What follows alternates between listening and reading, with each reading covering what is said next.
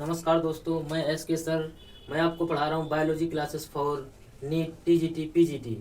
जैसा कि हमने चैप्टर पढ़ा रहे हैं डाइजेस्टिव सिस्टम या पाचन तंत्र जिसको कहते हैं। तो अभी तक हमने पढ़ाया था, पिछले लेक्चर में पढ़ाया था हिस्टोलॉजी ऑफ एलिमेंट्री कैनाल। हमने आहार नाल के कई पार्ट्स बताए थे, सिरोसा बताया था, मस्कुलरिस बताया था, है ना, सिरोसा, मस्कुलरिस, सब म्यूकोसा और म्यूकोसा।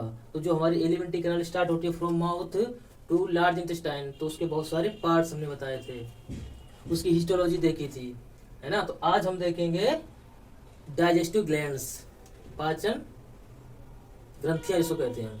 तो जो हमारी डाइजेस्टिव ग्लैंड्स है वो हमारी एलिमेंट्री कैनाल के बहुत सारे पार्ट्स में पाई जाती हैं, है ना। तो हम क्या पढ़ेंगे आज? Digestive glands, digestive gland.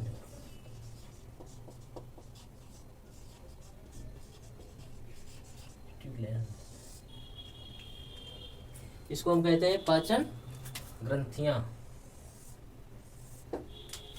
तो हमारी डाइजेस्टिव ग्लैंड्स होती हैं वो हमारी एलिमेंट्री कैनाल के बहुत सारे पार्ट्स में एसोसिएटेड होती हैं या उससे लगी रहती हैं। जैसा कि हमने देखते हैं कि हमारी एलिमेंट्री कैनाल्स के पार्ट्स हैं जो कि हमारी आहार नाल के पार्ट्स हैं, और ये हमारी म्यूकस सिक्रेटिंग ग्लैंड्स हैं जो कि आहार नाल में पाई जाती हैं, और ये हमारी कुछ एंजाइम सिक्रेटिंग ग्लैंड्स हैं, है ना। तो इनको हम डिटेल से देखते हैं पार्ट्स ऑफ एलिमेंट्री कैनाल, आहार नाल के पार्ट्स। पहले मैंने बताया था माउथ से स्टार्ट होती है, तो बक्कोफेरेंजियल कैविटी, जो हमारा माउथ है उसके अंदर क्या होता है? बक्कोफेरेंजियल कैविटी, है ना। तो उसमें हमारी बहुत सारी ग्लैंड्स होती हैं, जैसा कि एक सलेवरी ग्लैंड्स होती है ना। और सलेवरी ग्लैंड्स तो 3 पेयर्स होती है हमारे माउथ में, लेकिन उनमें से जो एक सलेवरी ग्लैंड्स होती है जिसको कहते हैं पैरोटिड ग्लैंड्स, जो कि हमारे ईयर कांड के पास में होती हैं। तो 3 जो सलेवरी ग्लैंड्स होती हैं उनमें से एक पैरोटिड ग्लैंड्स होती है जो कि टाइलिन एंजाइम का सिक्रीशन करती है, जो कि हमारे स्टार्च को डाइजेशन में हेल्प करती है। और जो 2 ग्लैंड्स होती हैं तो उनमें से एक होती है हमारी सबलिंगुअल ग्लैंड्स होती है, और दूसरी होती है सब मैंडिबुलर ग्लैंड्स होती है ना। तो सब मैंडिबुलर या सब मैक्सिलरी उसकी को बोलते हैं। तो उनमें से जो 3 ग्लैंड्स हैं उन 3 में से जो एक ग्लैंड्स होती है इसको पैरोटिड ग्लैंड्स बोलते हैं। तो वो सिक्रीशन करता है टाइलिन एंजाइम का, जो हमारे स्टार्च के डाइजेशन में हेल्प करता है। अब दूसरा देखते हैं हम ओएसोफेगस।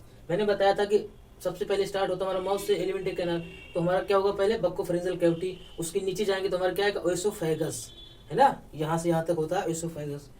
ओएसोफेगस में क्या होता है? कोई भी ग्लैंड्स नहीं होती हैं, इसमें बहुत छोटी छोटी न्यूमेरस ग्लैंड्स होती हैं जो कि म्यूकस को सिक्रेशन करती हैं, ताकि हम जो भोजन ग्रहण करते हैं वो आसानी से हमारे स्टमक में जा सके। तो बहुत सारे न्यूमेरस म्यूकस सिक्रेटिंग ग्लैंड्स होती हैं इसमें, कोई भी, और इसमें स्पेशल एंजाइम ग्लैंड्स कोई भी नहीं होती हैं। अब देखते हैं स्टमक। इसोफेगस के बाद हमारा क्या आया? स्टमक। तब स्टमक में देखते हैं हमारी कौन सी कार्डियक ग्लैंड्स होती है और पाइलोरिक ग्लैंड्स होती हैं।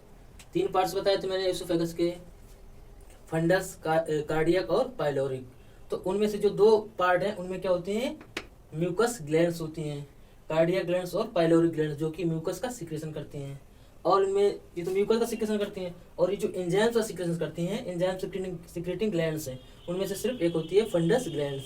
इसमें कि हम आगे डिटेल से पढ़ेंगे कि फंडस में कौन कौन सी ग्लैंड्स होती हैं। अभी हम एक तरह का ओवरव्यू बता रहे हैं कि एलिमेंट्री कैनाल में कौन कौन सी ग्लैंड्स पाई जाती हैं, है ना, जो कि एंजाइम और म्यूकस का सिक्रेशन करती हैं। तो जो हम आगे और डिटेल से पढ़ेंगे तो इसमें पढ़ेंगे हम फंडस ग्लैंड्स जो होती है उनमें से कई ग्लैंड्स पाई जाती हैं जो कि मतलब पाचन में मदद करती है, हमारी डाइजेशन में मदद करती हैं। एक देखेंगे हम, देखिए आगे चल के इसमें पढ़ेंगे, एक होती है पेप्टिक सेल होती है ना, जो कि हमारी पेप्सिन एंजाइम का सिक्रेशन करती है, पेप्टिक ग्लैंड्स होगी। और आगे चल के देखेंगे हम तो चीफ सेल होगी, है ना, म्यूकस सेल होगी। तो ये बहुत सारी सेल्स इसमें होंगी, आगे हम डिटेल से पढ़ेंगे। अब देखते हैं हम स्टमक के बाद आते हैं स्मॉल इंटेस्टाइन में, इसको छोटी आंत बोलते हैं। तो स्मॉल इंटेस्टाइन में जो म्यूकस सिक्रेटिंग ग्लैंड्स होती हैं वो गोबलेट सेल होती हैं। मैंने बताया था पिछले लेक्चर में कि जो गोबलेट सेल होती हैं वो हमारे स्मॉल इंटेस्टाइन के स्टार्टिंग वाले पार्ट्स में ड्यूडेनम में पाई जाती हैं। कौन सी? Brunner's glands. कहाँ पाई जाती है? ड्यूडेनम में ब्रूनर्स ग्लैंड्स पाई जाती हैं, जिसका काम है म्यूकस का सिक्रेशन करना। अब इसमें जो एंजाइम है, जो कि हमारे एंजाइम का काम करता है, एंजाइम का हमारा मेन रोल है कि डाइजेशन ऑफ फूड जो हम लेते हैं, कार्बोहाइड्रेट, फैट्स और प्रोटीन्स जो लेते हैं। और म्यूकस का काम क्या है कि जो हम भोजन लिया उसको आसानी से नीचे पास करने में हेल्प करना या मदद करना। तो हमारे जो एंजाइम सिक्रेटिंग ग्लैंड्स है जो कि हमारी फंडस ग्लैंड्स है ना। और हमने देखा स्मॉल इंटेस्टाइन में जो हमारी ग्लैंड्स हैं जो कि एंजाइम का सिक्रेशन करती हैं। एंजाइम का सिक्रेशन क्या मदद करता है? हमारे डाइजेशन या पाचन में, भोजन के पाचन में। तो हमारी लीवर्स हो गई, लीवर्स का सिक्रीशन कहाँ होता है? देखो लीवर्स में हमारे बहुत सारे एंजाइम बनते हैं। लीवर्स में ग्लैंड्स होती हैं और वहाँ पे एंजाइम बनते हैं, है ना, एंजाइम बनते हैं। गैस्ट्रिक जूस बोलते हैं जो कि हमारे स्टमक में बनता है।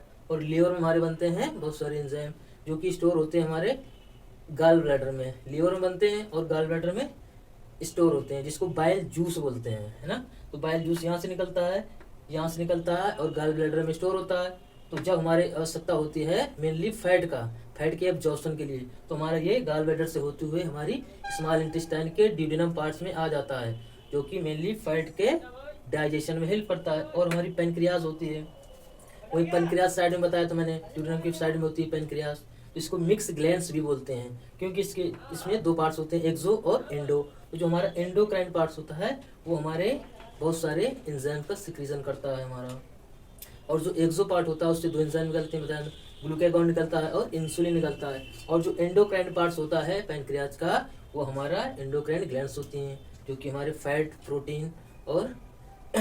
प्रोटीन्स का डाइजेशन में मदद करता है हमारा। कार्बोहाइड्रेट यानी कि संपूर्ण डाइजेशन हमारे पैनक्रियाज एंजाइम से होता है।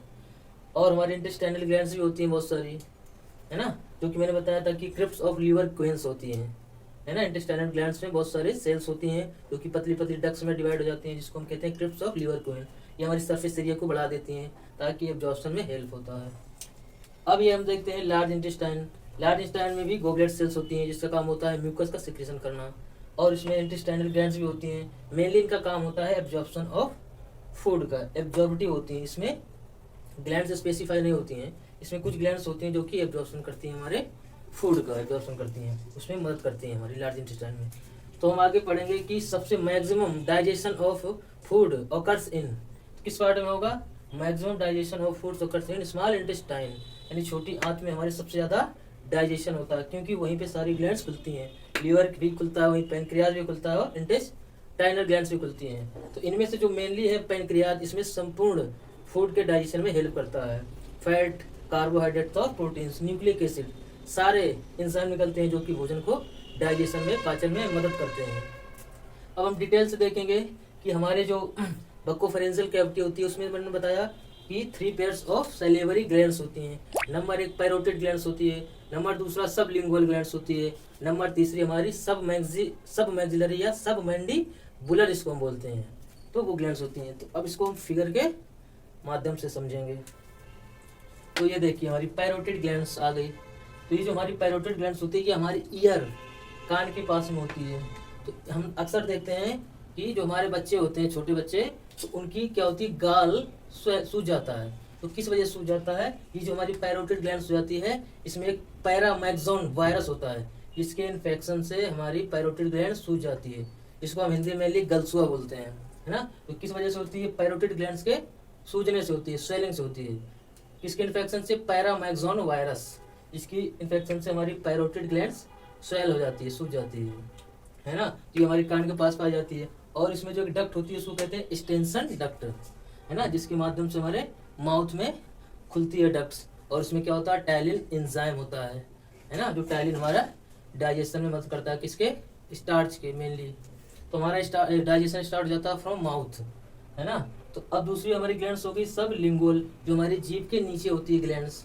कौन सी? सब लिंगुअल, जो कि हमारे एंजाइम का सिक्रीशन करती है।